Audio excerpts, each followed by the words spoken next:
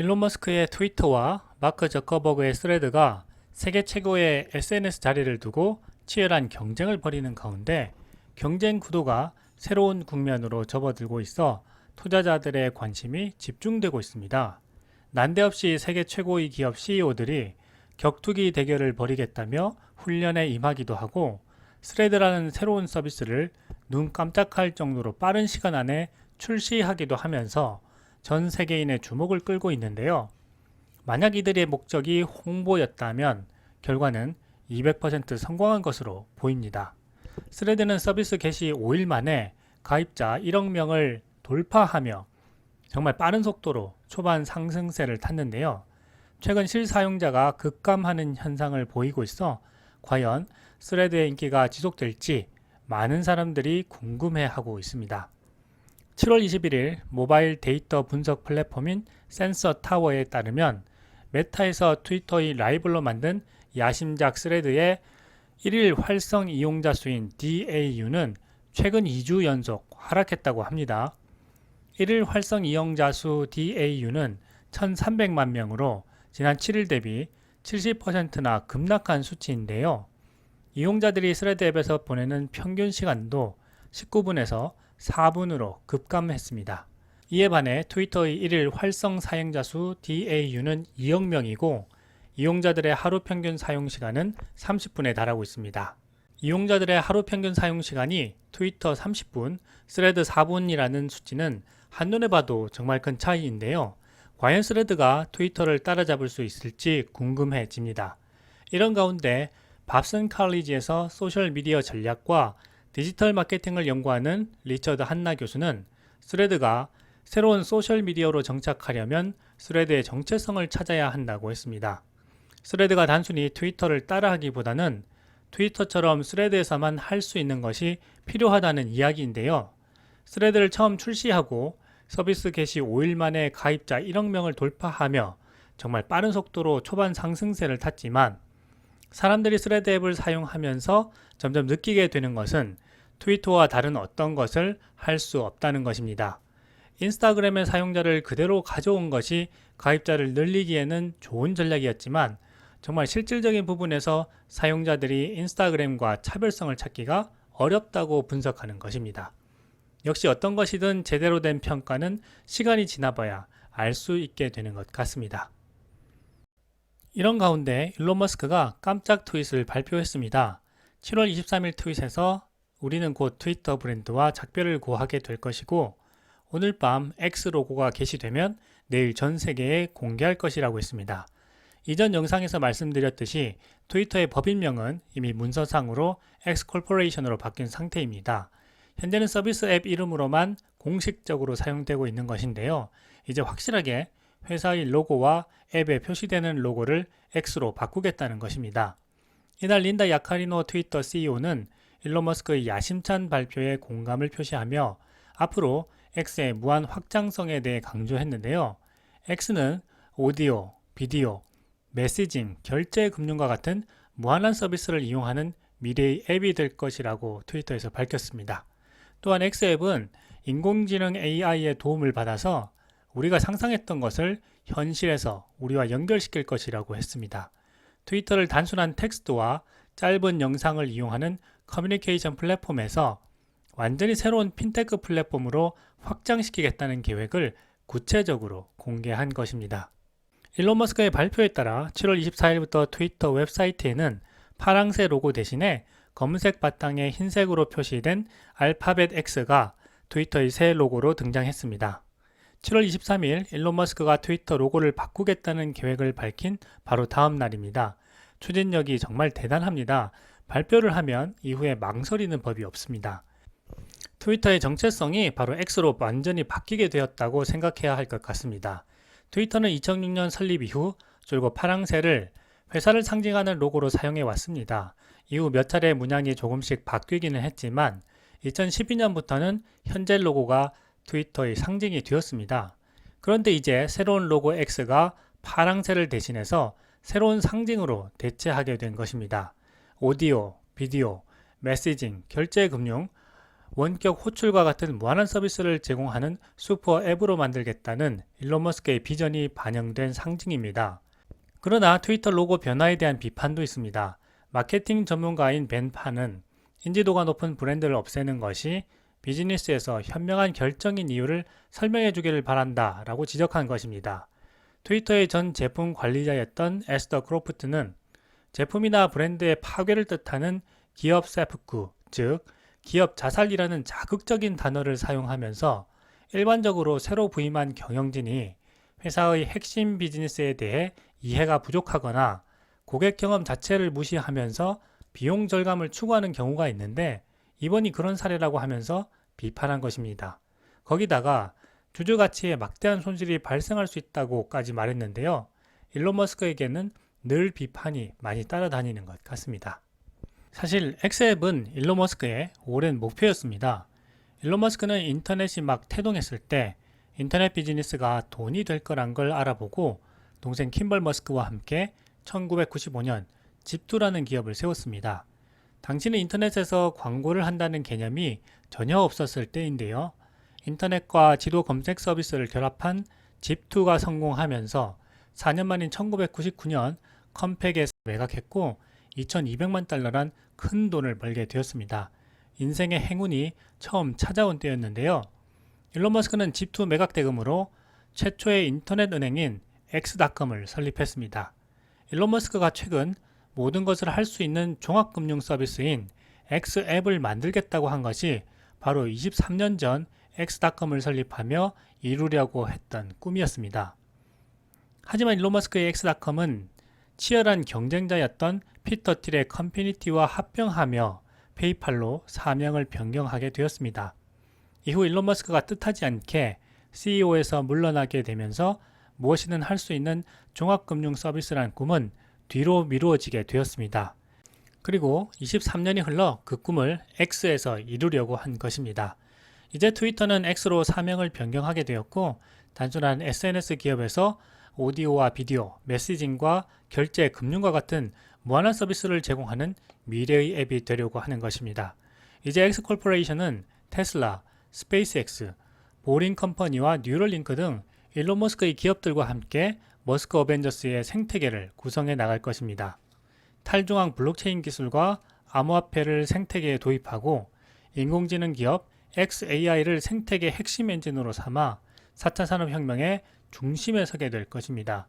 그리고 우리는 이 천재가 만든 혁신적인 기업에 투자하며 창조적인 미래를 만들어 나가려고 하는 것입니다.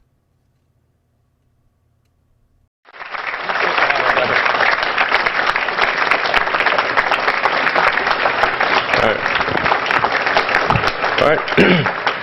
Well, I'd like to thank you for leaving crazy person out of the description.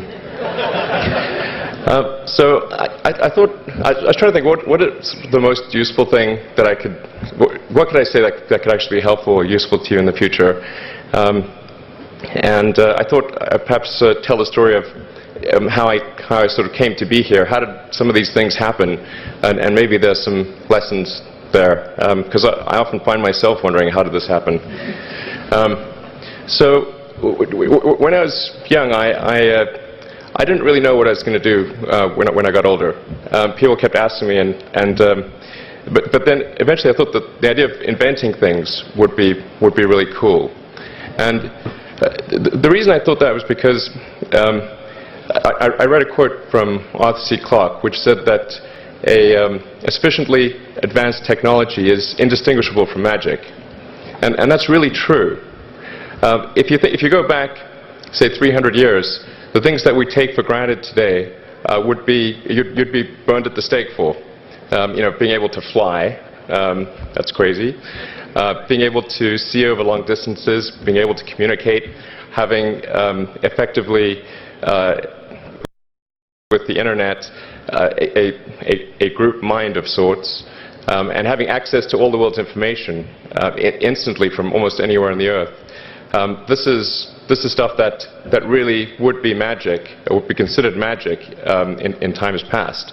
In fact, I think it actually goes beyond that, because there are many things that we take for granted today that weren't even imagined in times past. They weren't even in the realm of magic.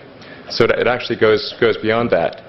So I thought, well, you know, if I can do some of those things, basically if I can advance technology, then that's like magic, and that would be really cool. And I also had sort of a slight existential crisis, because I was trying to figure out what does it all mean? Like, what's the purpose of things? And I came to the conclusion that if we can advance the knowledge of the world, if we can do things that expand the scope and scale of consciousness, then we're better able to ask the right questions and become more enlightened, and that's really the only way forward. So I studied physics and business, because I figured in order to do a lot of these things, you need to know how the universe works, and you need to know how the economy works. And you also need to be able to bring a lot of people together to work with you to create something, because it's very difficult to do something as an individual if it's a significant technology. So I originally came out to California to try to figure out how to improve the energy density of electric vehicles, basically to try to figure out if there was an advanced capacitor that could serve as an alternative to batteries. And that was in '95, and that's also when the internet started to happen. And I thought, well, I can either pursue this technology where success may not be one of the possible outcomes, which is always tricky, or participate in the internet and be part of it. So I decided to drop out. Now, obviously, fortunately, we're past graduation, so I can't be accused of recommending that to you. So did some internet stuff. You know, did a few things here and there. One of which was PayPal. And I think maybe it's helpful to say one of the things that was important then in the creation of PayPal was kind of how it started, because initially the initial thought was with PayPal was to create an agglomeration of financial services, so to have one place where all your financial services needs would be seamlessly integrated and work smoothly. And then we had like a little feature which was to do email payments. And whenever we'd show the system off to someone, we'd show the hard part, which was the agglomeration of financial services, which was quite difficult to put together. Nobody was interested. Then we'd show people email payments, which was actually quite easy, and everybody was interested. So this is, I think it's important to take feedback from your environment. You know, you want to be as closed loop as possible. So we focused on email payments and really try to make that work, and that's what really got things to take off. But if we hadn't responded to what people said, then we probably would not have been successful. So it's important to look for things like that and focus on them when you see them, and you correct your prior assumptions. And then let's get some more. Going from PayPal, I thought, well, what are some of the other problems that are likely to most affect the future of humanity? It really wasn't from the perspective of what's the rank-ordered best way to make money, which is okay, but it was really what I think is going to most affect the future of humanity. So I think the biggest terrestrial problem we've got is sustainable energy, but the production and consumption of energy in a sustainable manner. If we don't solve that this century, we're in deep trouble. And then the other one being the extension of life beyond Earth to make life multiplanetary. So that's the basis for the latter is the basis for SpaceX, and the former is the basis for Tesla and Solar City. And when I started SpaceX, initially I thought that, well, there's no way one could possibly start a rocket company. I wasn't that crazy. But then I thought, well, what is a way to increase NASA's budget. That was actually my initial goal. So I thought, well, if we can do a low-cost mission to Mars, something called Mars Oasis, which would land seeds with seeds and dehydrated nutrient gel, and you hydrate them upon landing, and then you'd have this great sort of money shot of green plants on a red background, and the public tends to respond to precedents and superlatives, and this would be the first life on Mars, the furthest that life's ever traveled, as far as we know. And I thought, well, that would get people really excited, and therefore increase NASA's budget. So obviously, the financial outcome from such a mission would probably be zero. So anything better than that was on the upside. So I actually went to Russia 3 times to look at buying a refurbished ICBM. Because that was the best deal. And I can tell you it was very weird going there in late 2001, 2002, going to the Russian rocket forces and saying, I'd like to buy 2 of your biggest rockets, but you can keep the nuke. That's a lot more. And that was 10 years ago, I guess, so they thought I was crazy, but I did have money, so that was okay. And after making several trips to Russia, I came to the conclusion that actually my initial impression was wrong about because my initial thought was, well, that there's not enough will to explore and expand beyond Earth and have a Mars base and that kind of thing. But I came to the conclusion that was wrong. In fact, there's plenty of will, particularly in the United States, because the United States is a nation of explorers, of people who came here from other parts of the world. I think the United States is really a distillation of the spirit of human exploration. So, but if people think it's impossible, then, or it's going to completely break the federal budget, then they're not going to do it. So after my 3rd trip, I said, okay, well, what we really need to do here is try to solve the space transport problem, and started SpaceX. This was against the advice of pretty much everyone I talked to. One friend made me sit down and watch a bunch of videos of rockets blowing up. Let me tell you, he wasn't far wrong. It was tough going there in the beginning because I'd never built anything physical. I mean, I'd built like little model rockets as a kid and that kind of thing, but I'd never had a company that built anything physical. So I had to kind of figure out how to do all these things and bring together the right team of people, and so we did all that and then failed 3 times. It was tough going. Because the thing about a rocket is that the passing grade is 100%. You don't get to actually test the rocket in the real environment that it's going to be in. So I think the best analogy for rocket engineering is like if you want to create a really complicated bit of software, you can't run the software as an integrated whole, and you can't run it on the computer it's intended to run on. But the first time you put it all together and run it on that computer, it must run with no bugs. That's basically the essence of it. So we missed the mark there. The first launch, I was picking up bits of rocket near the launch site. It was a bit sad. But we learned with each successive flight, and were able to, eventually with the 4th flight in 2008, reach orbit. And that was also with the last bit of money that we had. So thank goodness that happened. I think the saying is 4th time's the charm. So we got the Falcon 1 to orbit,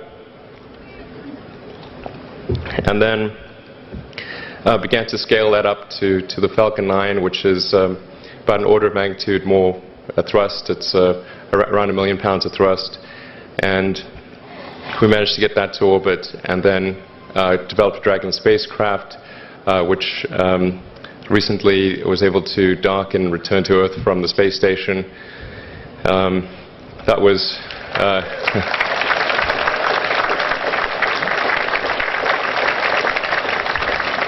thanks. That was a white-knuckled event. Yeah, it's a huge relief. Still can't quite believe it actually happened. But there's a lot more that must happen beyond this in order for humanity to become a spacefaring civilization and ultimately a multi-planet species. And that's something I think it's vitally important, and I hope that some of you will participate in that, either at SpaceX or at other companies, because it's just really one of the most important things for the preservation and extension of consciousness. I mean, it's worth noting, as I'm sure people are aware, the Earth has been around for 4 billion years, and civilization, at least in terms of having writing, has been around for 10,000 years, and that's being generous. It's really somewhat of a tenuous existence that civilization and consciousness, as we know it, has been on Earth. And I think I'm actually fairly optimistic about the future of Earth. So I don't want to sort of people to have the wrong impression that I think we're all about to die. I think things will most likely be okay for a long time on Earth, but not for sure, but most likely. But even if it's sort of 99% likely, a 1% chance is still worth spending a fair bit of effort to ensure that we've backed up the biosphere, planetary redundancy, if you will. And so I think it's really quite important. And in order to do that, there's a breakthrough that needs to occur, which is to create a rapidly and completely reusable transport system to Mars, which is one of those things that's right on the borderline of impossible. But that's sort of the thing that we're going to try to achieve there with SpaceX. And then on the Tesla front, the goal with Tesla was really to try to show that what electric cars can do, because people had the wrong impression. We had to change people's perception of an electric vehicle, because they used to think of it as something that was slow and ugly and had low range, kind of like a golf cart. So that's why we created the Tesla Roadster, to show that you can be fast, attractive, and long range. And it's amazing how, even though you can show that something works on paper, and the calculations are very clear, until you actually have the physical object and they can drive it, it doesn't really sink in for people. And so that I think is something worth noting. If you're going to create a company, the first thing you should try to do is create a working prototype. Everything looks great on PowerPoint. you can make anything work on PowerPoint. But if you have an actual demonstration article, even if it's in primitive form, that's much more effective for convincing people. So we made the Tesla Roadster, and now we're coming out soon with the Model S, which is a four-door sedan. Because after we made the Tesla Roadster, people said, "Oh, sure. We always knew you could make a car like that. It's an expensive car, and it's low volume, and it's small, and all that. But you couldn't make a real car." Like, okay, fine. We've got to make that too. So that's coming out soon. Yeah. So that's I think where things are, and hopefully there are some lessons to be drawn there. But I think the overarching point I want to make is that you guys are the magicians of the 21st century. Don't let anything hold you back. Imagination is the limit, and go out there and create some magic. Thank you.